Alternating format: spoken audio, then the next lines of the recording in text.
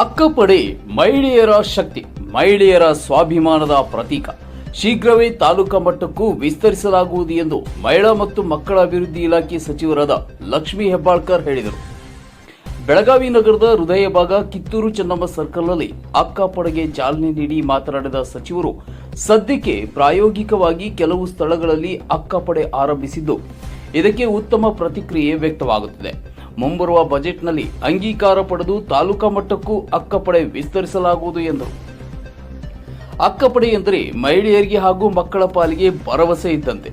ಜಿಲ್ಲೆಯಾದ್ಯಂತ ಮಹಿಳೆಯರು, ಮಕ್ಕಳು ಸುರಕ್ಷಿತವಾಗಿರಬೇಕು ಎಂಬ ಉದ್ದೇಶದಿಂದ ಅನೇಕ ಕಾರ್ಯಕ್ರಮಗಳನ್ನು ಹಮ್ಮಿಕೊಳ್ಳಲಾಗಿದೆ.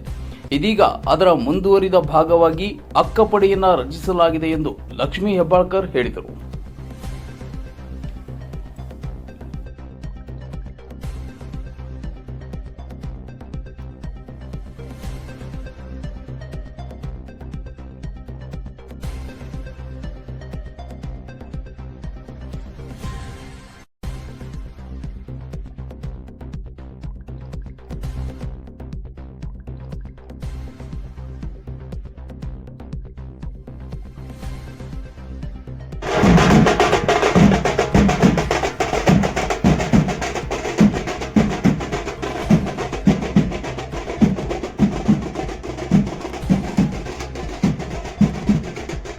ಸಂಘಟನೆ ಮತ್ತು ಸ್ವಾಭಿಮಾನದ ಪ್ರತೀಕ ಕಿತ್ತೂರು ರಾಣಿ ಚೆನ್ನಮ್ಮ.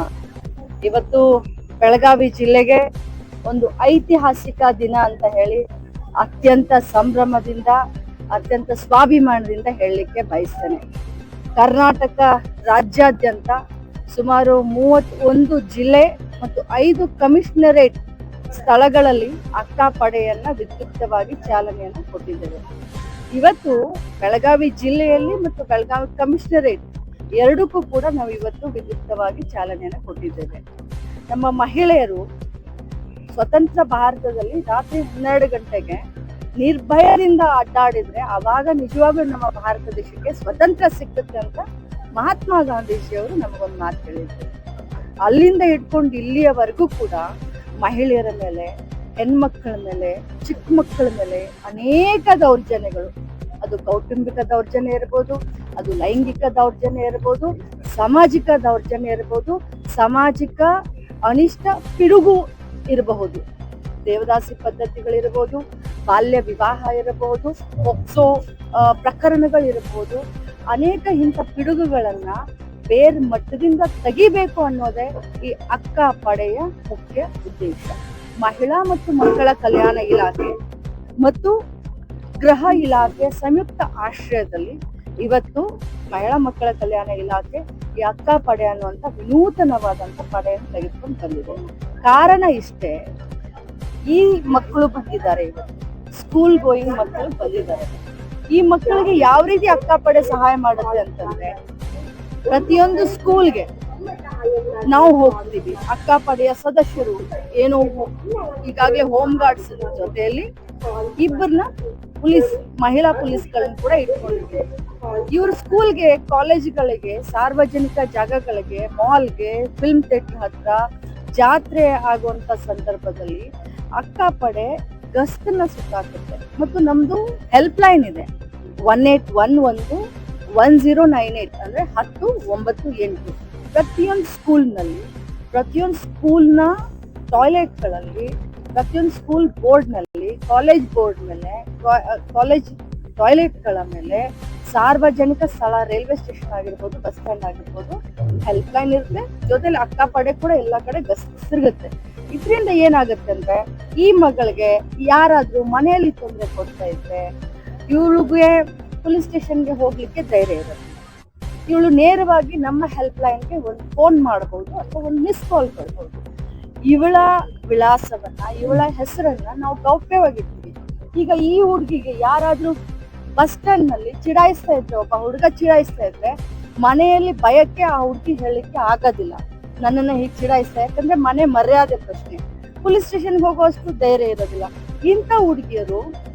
ಇಂಥವರು ನಮ್ಮ ಅಕ್ಕಪಡೆ ಹೆಲ್ಪ್ ಲೈನ್ಗೆ ಫೋನ್ ಮಾಡಿದ್ರೆ ನಾವು ಎರಡೇ ನಿಮಿಷದಲ್ಲಿ ನಾವು ರಿಸಲ್ಟ್ ಆಗ್ತೀವಿ, 2 ನಿಮಿಷದಲ್ಲಿ ನಾವು ಕಾರ್ಯ ಸನ್ನದಾಗ್ತೀವಿ, ರೆಸ್ಕ್ಯೂ ಮಾಡ್ತೀವಿ. ಬಾಲ್ಯ ವಿವಾಹ ಇರ್ಬೋದು, ಈ ರೀತಿ ಅನೇಕ ಪ್ರಸಂಗಗಳಲ್ಲಿ ಇವತ್ತು ಅಕ್ಕ ಪಡೆ ಇಡೀ ರಾಜ್ಯದಲ್ಲಿ ಒಂದು ಧಮಾಕ ಅಂತ ಹೇಳ್ಬೋದು. ಹಾಸನದಲ್ಲಿ ಮತ್ತೆ ಬಾಗಲಕೋಟೆಯಲ್ಲಿ ಇಂಥ ಪ್ರಕರಣಗಳು ನಾವು ಶುರು ಮಾಡಿ 1 ತಿಂಗಳಾಗಿದೆ. ಅನೇಕ ಜಿಲ್ಲೆಗಳಲ್ಲಿ ಇಂಥ ಪ್ರಕರಣಗಳನ್ನ ನಾವು ತಡಿತಾ ಇದೀವಿ ಅಂತ ಪೇಪರ್ ಮಾಧ್ಯಮದಲ್ಲಿನೇ ಕೂಡ ಪ್ರಶಂಸೆ ವ್ಯಕ್ತ ಆಗ್ತಾ ಇದೆ.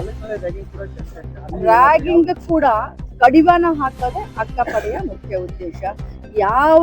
ಯಾವುದೇ ವಯಸ್ಸಿನ ವಯೋಮಿತಿಯ ಹೆಣ್ಮಕ್ಳು, ಗಂಡ್ಮಕ್ಳು ಕೂಡ ಅಕ್ಕ ಪಡೆಯನ್ನ ಸಂಪರ್ಕಿಸಬಹುದು, ಗಂಡ್ಮಕ್ಳು ಕೂಡ ಸಂಪರ್ಕಿಸಬಹುದು. ಮನೆಯಲ್ಲಿ ತಂದೆಯಿಂದ, ಅಣ್ಣ ತಮ್ಮಂದ್ರಿಂದ, ಗಂಡನಿಂದ ದೌರ್ಜನ್ಯ ಆಗ್ತಾ ಇರುವಂತ ಮಹಿಳೆಯರು ಕೂಡ ಅಕ್ಕ ಪಡೆಯನ್ನ ಸಂಪರ್ಕಿಸಿದ ತಕ್ಷಣ ಅವರ ಹೆಸರನ್ನ ಗೌಪ್ಯವಾಗಿಟ್ಟು ಅವರಿಗೆ ನ್ಯಾಯ ಕೊಡಿಸುವಲ್ಲಿ ನಾವು ಸನ್ನದ್ಧರಾಗ್ತೀವಿ. ಇಲ್ಲ, ಸಪರೇಟ್ ಆಗಿ ಇದಕ್ಕೆ ಸಿಬ್ಬಂದಿಗಳನ್ನ ನಾವು ನಿಯೋಜನೆ ಮಾಡಿದ್ದೇವೆ. ನಮ್ಮ ಇಲಾಖೆಯಿಂದ ಪ್ರತಿ ಒಂದು ಗಾಡಿಗೆ 4 ಸಿಬ್ಬಂದಿಗಳನ್ನ ನಾವು ಕೊಟ್ಟಿದ್ದೇವೆ. ಅದೇ ರೀತಿ ಗೃಹ ಇಲಾಖೆಯವರು 2 ಮಹಿಳಾ ಪೊಲೀಸರನ್ನ ಮತ್ತು ಒಬ್ಬ ಡ್ರೈವರ್ ಅನ್ನ ಅವ್ರು ಕೊಟ್ಟಿದ್ದಾರೆ. ಎಲ್ಲರಿಗೂ ಪೇಮೆಂಟ್ ಮಾತ್ರ ಮಹಿಳಾ ಮತ್ತು ಮಕ್ಕಳ ಕಲ್ಯಾಣ ಇಲಾಖೆಯ ನಿರ್ಭಯ ಫಂಡ್ ಅಡಿಯಲ್ಲಿ ಈ ಕಾರ್ಯಕ್ರಮ ನಡೀತಾ ಇದೆ. ನಿರ್ಭಯ ಫಂಡ್ ಅಡಿಯಲ್ಲಿ ಇವರೆಲ್ಲರಿಗೂ ಕೂಡ ಪೇಮೆಂಟ್ ಈಗ ಹತ್ರ ಒಂದು 300 ಸಿಬ್ಬಂದಿಗಳಿದ್ದಾರೆ. ಈ ಬರುವಂತ ಬಜೆಟ್ ನಲ್ಲಿ ನಾನು ತಮ್ಮಲ್ಲಿ ಹಂಚಿಕೊಳ್ಳಕ್ಕೆ ನಾನು ಬಯಸ್ತೇನೆ. ಈ ಬರುವಂತ ಬಜೆಟ್ ನಲ್ಲಿ ಮಾನ್ಯ ಮುಖ್ಯಮಂತ್ರಿಗಳು ಮತ್ತು ಮಾನ್ಯ ಹೋಮ್ ಮಿನಿಸ್ಟರ್ ಆದಂತ ಪರಮೇಶ್ವರ್ ಸಾಹೇಬ್ರಿಗೆ ಈ ಒಂದು ಪಡೆ ಬಹಳಷ್ಟು ಅವರಿಗೆ ಭರವಸೆಯನ್ನ ಮೂಡಿಸಿರೋದ್ರಿಂದ, ಮಹಿಳೆಯರಿಗೆ ಭರವಸೆಯನ್ನ ಮೂಡಿಸಿರೋದ್ರಿಂದ, ಇಡೀ ರಾಜ್ಯದಲ್ಲಿ ಈ ಅಕ್ಕ ಪಡೆಯ ಬೇಡಿಕೆ ಜಾಸ್ತಿ ಆಗಿರೋದ್ರಿಂದ ಇಡೀ ತಾಲೂಕ, ಎಷ್ಟು ನಮ್ಮ ತಾಲೂಕುಗಳಿದಾವೆ, 225 ತಾಲೂಕುಗಳಿಗೆ ಇಡೀ ರಾಜ್ಯದಲ್ಲಿ ಪ್ರತಿ ತಾಲೂಕಾ ಹಂತದಲ್ಲೂ ಕೂಡ ಇದನ್ನ ಮಾಡಬೇಕು ಅನ್ನುವಂತ ಬಜೆಟ್ ನಲ್ಲಿ ಘೋಷಣೆ ಮಾಡ್ತಾರೆ ಅನ್ನುವಂತ ಎಲ್ಲ ವಿಶ್ವಾಸ ನನಗಿದೆ.